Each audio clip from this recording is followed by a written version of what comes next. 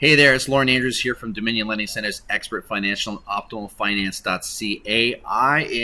Want to bring you some important information that's going to affect especially your first-time home buyers. And to start off, I want to give credit to Dustin Woodhouse. He did a great sort of interpretation of what these rules are. So I've kind of taken Dustin's information, I put it into here. So I want to give credit to Dustin for helping with that. So now, one of the things, so just let me get into it here. So CMHC has announced some policy changes because, there's concern with COVID in terms of what housing prices are going to be doing over the next little while. So I'm going to go through what those changes are and what it means to you and what it can potentially mean to your first-time home buyers or buyers that are purchasing with less than 20% down. So I'm going to start off by talking about the insurer. So what is an insurer? An insurer is somebody that allows you to buy a home with less than a 20% down payment.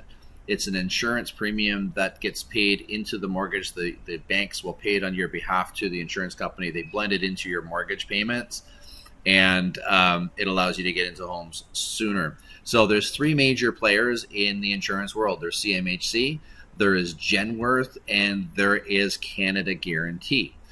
So those are the three players. Now, the policy change that's been announced that's going to be effective July 1st is CMHC.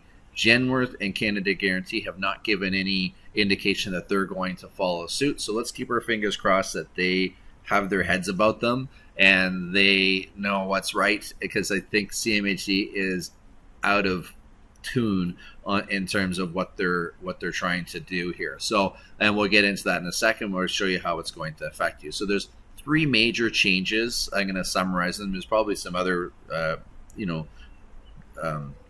other types of things that would be affected, but three major areas, and that's with the elimination of the down payment, borrowed down payment. We're going to talk about flex down programs. I'll tell you what that is. It's probably the least effective of anything it's rarely used actually. So I'll talk a little bit about that. We're going to talk about change of credit score criteria. This is a big one, okay? And then probably the biggest in all is changing of the qualifying ratios. And we're going to talk to you and show you what that means as well. So when we get into the first side of things, so we're going to talk about the elimination of borrowed down payment. So up till now, you were actually able to borrow money from a line of credit, a credit card, or other sources to use for your down payment.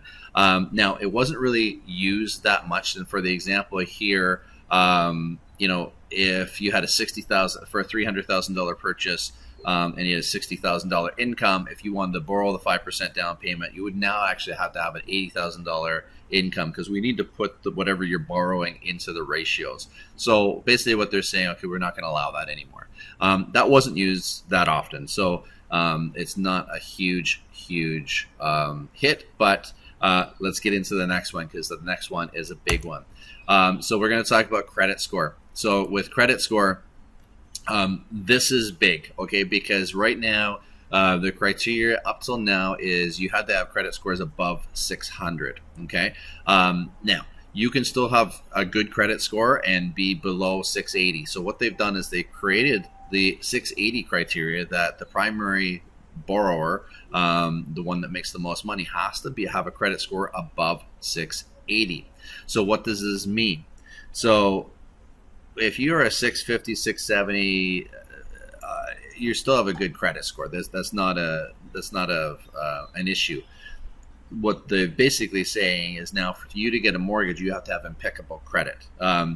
So for example, if you pay everything and you're good and you go on that trip, there's a great example that Dustin gave, and you forgot to pay that one bill that 1 month. Well, that could actually pull your score down below the 680. Maybe there's higher utilize. You make all the payments, but you maybe have some higher balances at the particular time on some of those credit cards.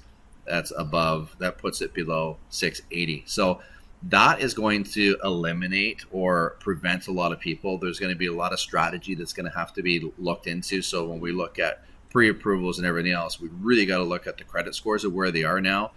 Because before, as long as it was over a certain amount, it was okay. There was a range, but now it's a strict cutoff. So this could be a factor. So one of the next things here is, this is the biggest thing. This is the what I call a kick in the groin here from CMHC to first-time home buyers. And this is the lending ratio change. Okay, so now it's called a 35% GDS, 42% TDS. So what are lending ratios? Let me get into what this GDS TDS is. So GDS is basically your shelter costs. Shelter cost is your mortgage payments, your condo fees if there's condo fees, the property insurance, not property insurance, but property taxes, and heating costs. Those are all factors that come into your GDS, your gross debt service ratio, gross debt service number, and we take that number of and divide it by your income. Okay, is really what it is, and come into a percentage. And it can't right now. If your credit score was above 680, okay, you would be eligible. That could go up to 39%. So that's been reduced to 35%. Okay.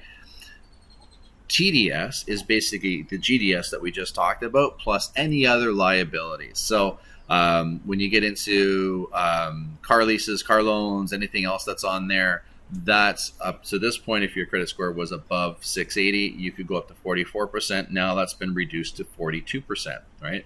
So, and when you get into other liabilities, like sometimes when it's really close, a liability of 400 to 400 and 450 to $500 in liabilities could reduce what you qualify for a mortgage by about 100,000 sometimes, right? So liabilities are important. So that factor is everything included divided by your income can't exceed more than 42%.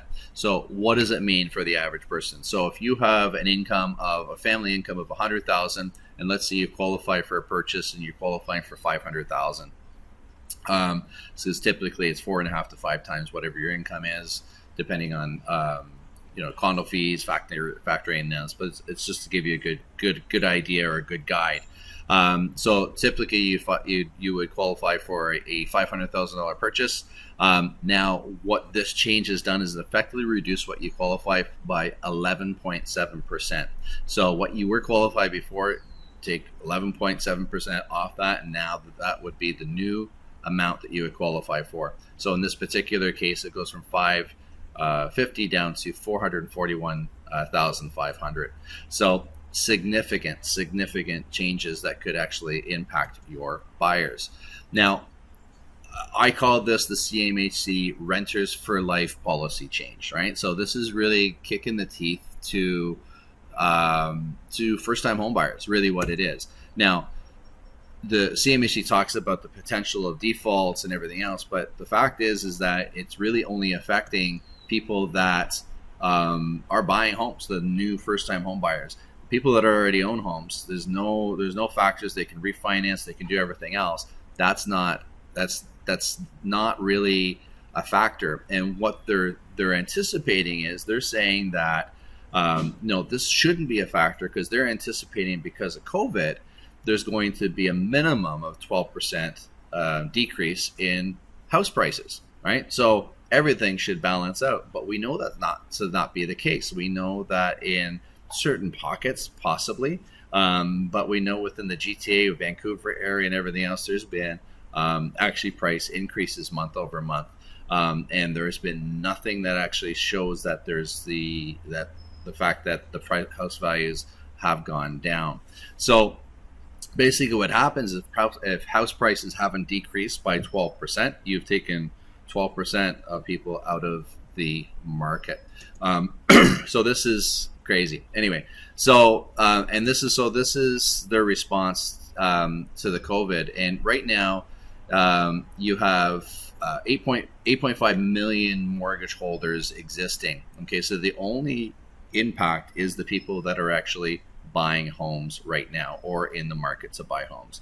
And what it's done is it's just taken that carrot that was sort of close, the anticipation that they would create some programs that would make it easier or somehow create a catalyst for people to have home ownership sooner, and now they've taken that away, essentially. And what's the sad part about it, and there's a great part that Dustin brings out, is how important home ownership is to society, right? It's kind of the thread of our environments, when it's the, home ownership's the pride of home ownership's how we invest in our home, we invest in our community and everything else. It's not to say that renters don't do the same thing, but there's always that aspiration. So, that's what you work for. You work for your home, and you're building up a net worth. You're building up an asset because you are investing, regardless of whatever interest rate you're paying. You're still paying off the principal, and it is usually an asset that's appreciating, right? So now, what does this affect? So basically, CMHC has admittedly failed to increase the supply. Okay, so and another great point that Dustin brought up is that we as homeowners are often at fault because when there's new developments that are coming up around us, we're the first ones that get on the thing to say, no, that's no good. We don't want this behind our homes. We don't want this development in farm areas and everything else. So we do make it difficult ourselves. But at the same time, if CMHC is saying, okay, we've failed at adjusting the supply, so maybe what we can do is just make it much harder so we can adjust the demand. And I think that's a really, really dangerous game to play. When you look at right now, say 40% of homeowners in Canada do not have any mortgage, what's going to happen now is you're going to have the young homeowners, young people that want to get into homes, they're going to need to increase their down payment. So what are they going to do? They're going to borrow from mom, dad, grandpa. And what's going to happen is they're going to, you're going to see an increase of people over 65 getting mortgages. You're going to see an increase of reverse mortgages, people that help other people get into homes, right? So this is my prediction that the next thing CMHC will be saying, oh my gosh, there's a crisis, a debt crisis, because now look at all these seniors that have so much debt on their homes. Well, they created the problem, right? Because what they've done is they've prevented those individuals that are, so close to home ownership, and they've just, put that goal just so far out of reach. It's ridiculous. So essentially, again, creating renters for life, unless these other interventions where other people can help. And I think this is going to be a major part of it. Some of the things to remember that I would say, just to kind of summarize this, is that currently CMHC is implementing the change. It's not Genworth, not Canada Guarantee right now. So let's hope that remains the same. Purchase offers made before July 1st are grandfathered, so they won't have any issues on that. This is only affected by high ratio mortgages, so mortgages that are less than 20% down. So one of the things that I would recommend is connect with your database, not just for the people that that they're not in that position, but those people may know others that are in the position that they're looking to buy homes for the first time. And suggest the urgency. Like I'm just trying to find out whether pre-approvals and everything will qualify for grandfathering in this, if this is the case. If Genworth and Canada Guarantee don't follow suit, it's not as urgent. But like I said, Dustin had mentioned too that history, shows that soon everybody kind of follows suit. So anyway, so that's kind of the summary. Sorry about the longer version of it, but I just want to make sure you guys understood exactly what this means.